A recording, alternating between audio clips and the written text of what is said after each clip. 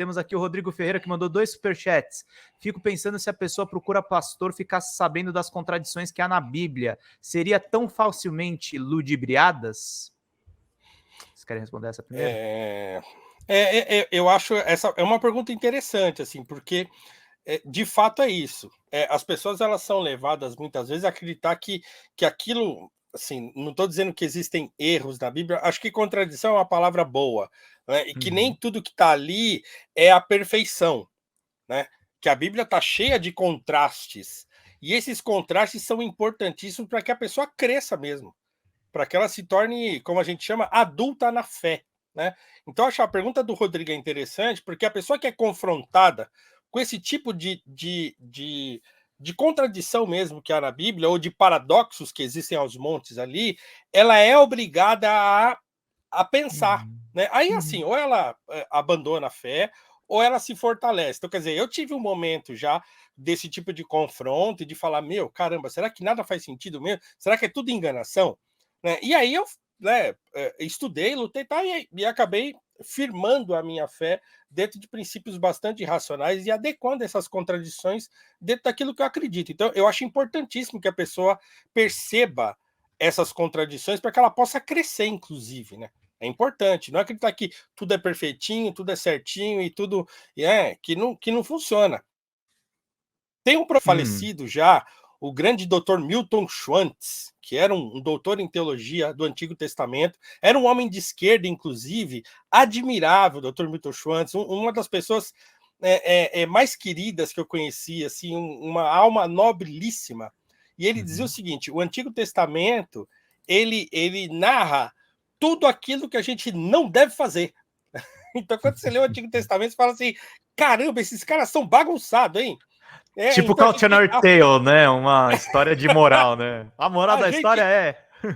a gente aprende pelo contraste. Fala assim, pô, esses caras passaram séculos e séculos desobedecendo a Deus e sendo punidos por isso, pela desobediência. Então, o que o Dr. Milton falava era isso. Ele falava, olha, ali está o que a gente não deve fazer. As pessoas fazem o contrário, elas leem o Antigo Testamento e fazem aquilo que está lá, né, e também desobedecem a Deus. É uma coisa maravilhosa. Mas Não, obrigado e pela pergunta. o que é interessante também, Paulo, que eu vejo muito, é que alguns desses pastores aí, eles fazem um upgrade da Bíblia naquilo que eles acham interessante, e aquilo que eles não querem mudar, eles recorrem ao Velho Testamento para dizer que não, é porque aqui no Velho Testamento, não, mas isso é no Novo Testamento. Eu costumo sempre, quando eu vou pegar esses pastores aí, né, que a gente tem visto muito pastor moralista de goela, como diria o Ciro Gomes, e aí eu vou na goela dele com Jeremias 22:13, né? Que é claro lá, ai daquele que edificai sua casa sobre bens ilícitos e não pagai ao próximo o valor devido pelo seu trabalho. Porque o que a gente tem muito aí, a gente fala assim, não, meu irmão, faça que depois a gente resolve. E aí nunca paga. Né? E aí quando você vai cobrar, fala assim, que é isso, rapaz, é pela obra. É pela obra.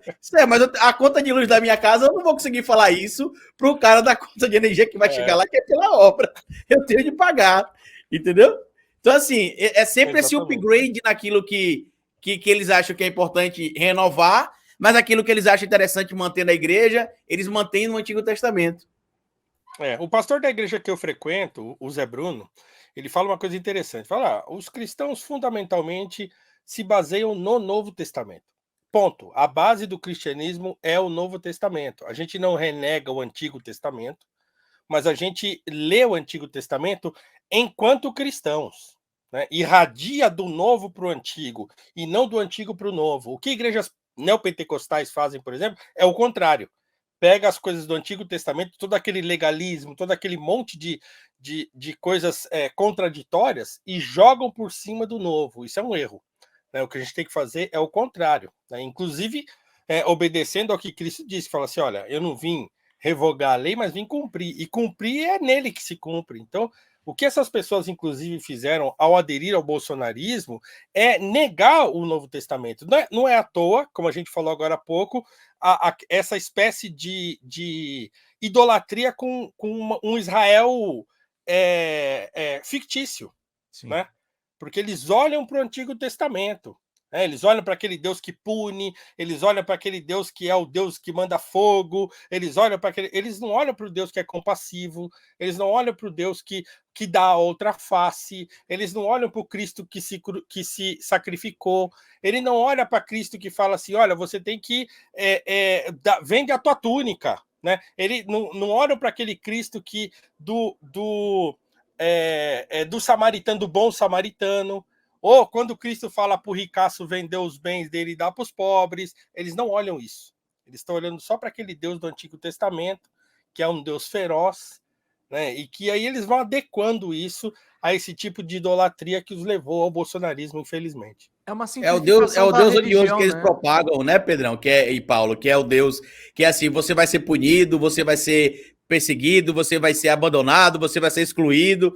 Né? Eu lembro que quando eu me afastei da igreja a primeira vez, eu me afastei por causa dessa questão que eu falei do tradicionalismo, né? E o marco que marcou a minha saída mesmo da igreja foi que eu fui para o show de Cidade Negra, eu gosto de reggae, fui para o show de Cidade Negra, Cidade Negra era jovem, tinha 18 anos, eu fui, curti meu show, voltei para casa, fiz nada de errado, no outro dia eu fui para a igreja.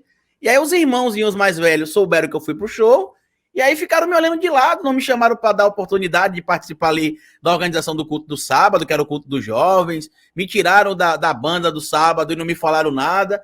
Eu falei, será que eles estão pensando que eu sou burro? Que eu não estou entendendo que eles estão fazendo isso porque eu fui pro show ontem? E aí chamei o pastor e falei, pastor, quando eu vim para a igreja eu vim para ser acolhido, não foi para ser julgado não, porque quem vai me julgar é Deus. Então eu queria dizer que a partir de amanhã eu não venho mais para a igreja. E parei de ir por um tempo e voltei só depois. Mas olha quantas pessoas, por exemplo, sabem por causa desse julgamento. Que é o que você falou, esse moralismo que é casual. Eles adequam aquilo que eles acham que é interessante, né, do Antigo Testamento e mantêm aqueles na base do Novo Testamento que eles acham importante. E quando você vai questionar, é sempre aquele ioiô, Paulo. Não, é porque no Velho Testamento, né? Não, porque a gente sabe, né, que o Velho Testamento veio primeiro, mas tem de ser sempre o que nos norteia. Porque não é o Novo Testamento que a gente vai. Eles sempre vêm com retóricas muito abertas. Porque o perdão para eles é o perdão do Novo Testamento. O rigor da lei para os outros é do Antigo Testamento. Exato. É isso, basicamente. Deixa eu pegar aqui mais um superchat do nosso querido aqui, deixa eu pegar o comentário dele. O nosso querido Rodrigo Ferreira mandou uma outra pergunta. Já fui evangélico protestante, hoje sou ateu e acho importante o estudo histórico e cético da Bíblia e a divulgação desse estudo. Eu quero falar uma coisa para vocês, eu sou agnóstico, né? Eu não sou ateu, eu não sei se Deus existe, para mim é uma dúvida.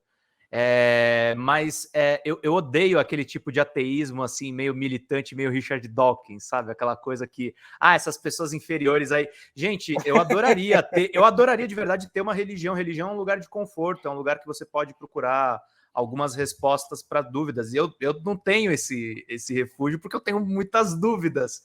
Eu acho que quando você é cético de verdade, você também respeita todas as religiões. Eu acho que é uma questão de respeito mútuo. Sobre a luz da história aí, Pedro, é importante a fala do Rodrigo, acho que o Paulo vai concordar comigo também, é que eu, como historiador, a gente tem, hoje já se sabe que vários conteúdos que estão presentes na Bíblia são documentos históricos. Nem tudo que tem na Bíblia é narração, como a gente chama de Espírito Santo, por exemplo, ou de inspiração divina. Metafísica, né? Metafísico, exatamente. Tem vários históricos que foram narrados na Bíblia que existiram, e que a gente, quando pega outros documentos de outras crenças, de outras origens religiosas, né, a gente consegue comprovar aquilo. A Bíblia é uma fonte de documento histórico. E também é uma fonte cultural, né? Então, quer dizer, não dá para a gente entender o Ocidente, como o Ocidente se organiza para o bem e para o mal, não é essa questão, mas assim, não dá para você fugir disso. Então, sei lá, você pega o Northrop Frye, que foi lá um linguista e tal, ele fala, olha, a fonte cultural que irriga, por exemplo, a literatura ocidental vem em grande parte da Bíblia. Você entende ali os contrastes, as brigas e aquelas narrativas que se estabelecem na literatura, muito vem daquilo que vem da Bíblia. Então, quer dizer, também é uma fonte cultural importante que a gente precisa ter para entender o lugar que a gente vive, né?